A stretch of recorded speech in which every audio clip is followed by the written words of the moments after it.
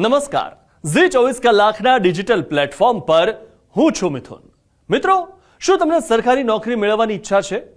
જો તમારો જવાબ હા છે તો તમારા માટે આ ખૂબ જ અગત્યની માહિતી છે। ગુજરાત સરકારમાં નોકરી મેળવવાની તક તમને મળી શકે છે।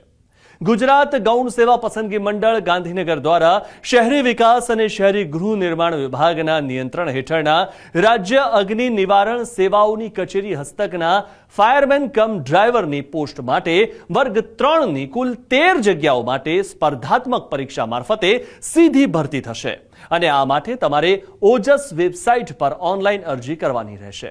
આ માટે ઉમેદવારોએ ojas.gujarat.gov.in વેબસાઇટ પર તારીખ 15/9/2025 સુધી રાતના 11:59 સુધી ઓનલાઈન અરજી કરવાની રહેશે।